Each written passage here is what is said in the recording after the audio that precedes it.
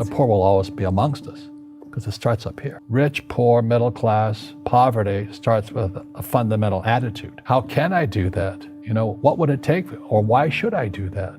Then if money is not that important to you, money is not important to you. You know what I mean? I don't care about money. The money doesn't care about you. So I was in Hawaii. I was 9 years old.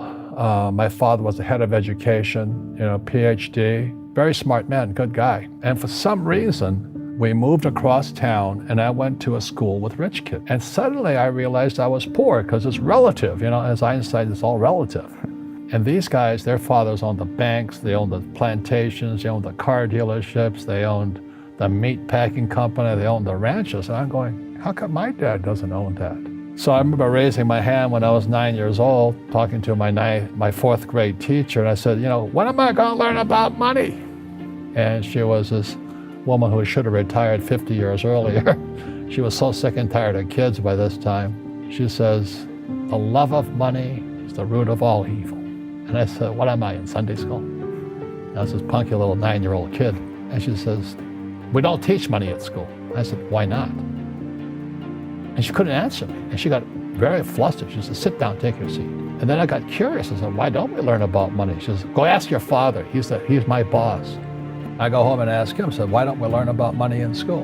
And he looked at me and said, because the government doesn't let us teach that subject. The government tells us what we can teach and what we can't teach. And I thought that was strange. And I said, but aren't we going to school to learn about money? He says, no, your job is to get a job, but you get a job to earn money.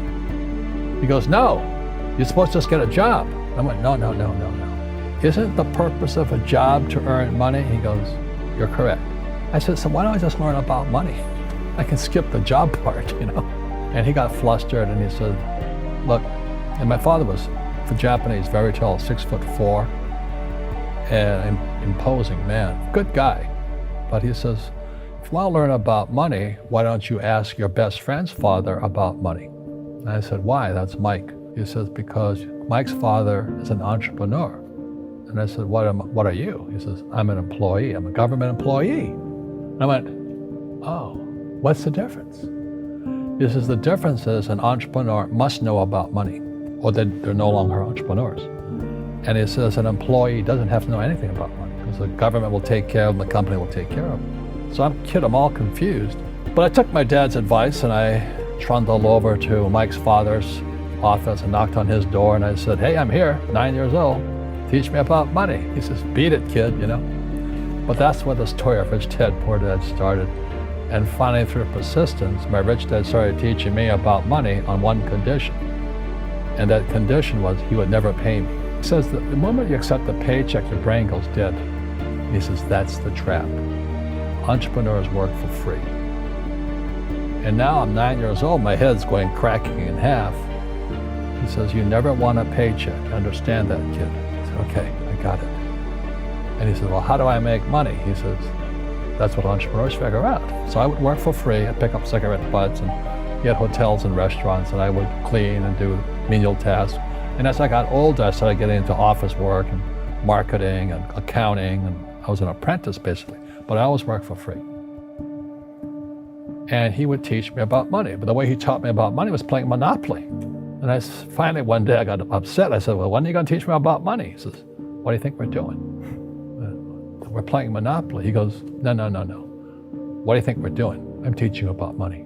There's many formulas for great success in money. There's thousands of them, but one of the best ones found on the game of Monopoly. It still is today. 4 green houses, 1 red hotel. Well, is that all there is? He goes, that's it. He says, as long as you're hungry, you'll think.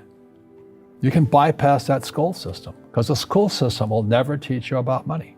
The school system was designed to teach you to be an employee, which is important, or a doctor or a lawyer, a specialist, but never about money. Einstein said, imagination is more important than knowledge, but knowledge empowers imagination.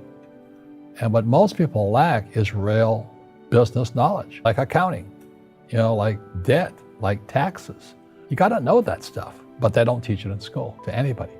You see, most teachers in school They're out of ethics. They teach subjects they themselves don't practice. And that's why one of the things I suggest to people, you got to find a real teacher versus a fake teacher.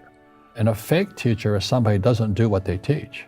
And a real teacher is doing what they teach every day. So my accountants, my attorneys, they're in it every single day. And that's how I learn, because every day I'm solving problems in my business. So I have accountants and attorneys and bankers and all these people on speed dial because I'm solving problems with my team. That's how I got smart. The poor will always be amongst us because it starts up here. It's in their words, and the words become flesh. When they say I can't afford it or I can't do that, they go down.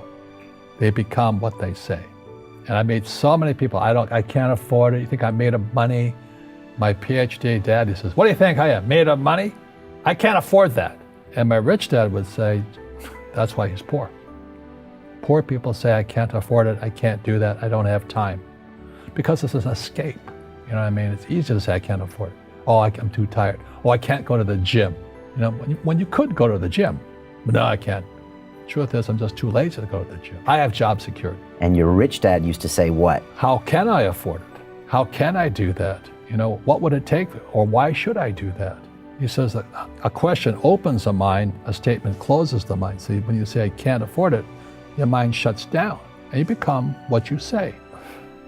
People say, well, money is not that important to me. Then if money is not that important to you, money is not important to you. You know what I mean? I don't care about money. The money doesn't care about you. The word does become flesh. Or I'll never be rich. Or the favorite one is the rich are greedy. It's the poor that are greedy. If you think about it, because to be rich, you have to give something. I have to produce books and games, and I purchase real estate, I provide housing, provide jobs and all that. That's why I'm rich. But greedy people produce nothing. Oh no, it's the rich that are greedy. And I'm going, hey, sports fans, you point a finger forward, 3 are pointing backwards. So anyway, how does a guy like me, a little kid with no money, and it wasn't I was poor, we're very middle class. I think my father was making about $20,000 a year. And when I graduated from school, from college, I was making $120,000 a year, 6 times the amount he made. And I was 21 years old. And he can't understand it because he's a poor man in mind and in soul. He says, you've become like one of those rich guys. And I said, just because I have money? Poverty is passed on. It's taught in your families.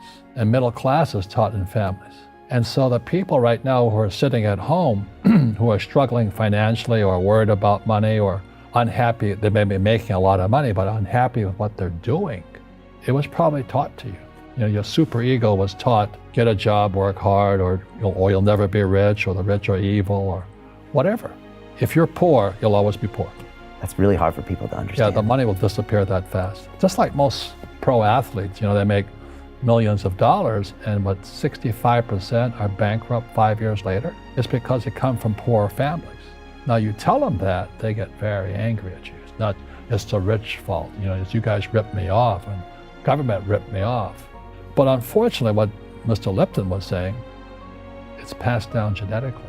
That's the frightening thing. I have bad luck too. I've had financial crashes. I've had people stab me in the back, but they're all good because I grow from it. That's spirituality. People who are afraid of making mistakes, like they teach in school, they don't ever grow, because spirituality is there's good and there's bad, there's right and there's wrong, there's up and there's down. Most people only want to be right. They only want to be positive. Well, you can't have that. That's not reality. Every time I failed, it was like, good. It's okay, what have I learned? And the average person, the reason they're poor is they haven't failed. They play it so safe. They haven't made any mistakes like they taught in school. That means they don't learn anything. That's why the school system's actually fundamentally corrupt. Don't make mistakes and don't ask for help. I go into business like a rugby team. Boom, boom. And we kick butt. But the average guy is standing there, oh, I'm an A student, I'm going to do this all on myself. And a bunch of rugby players run you over and you go, well, they're not playing fair. You're playing stupid. You should have a team. You should have accountants, attorneys, and bankers and all that stuff. But that's not the game I want to play. I said, then don't play the game.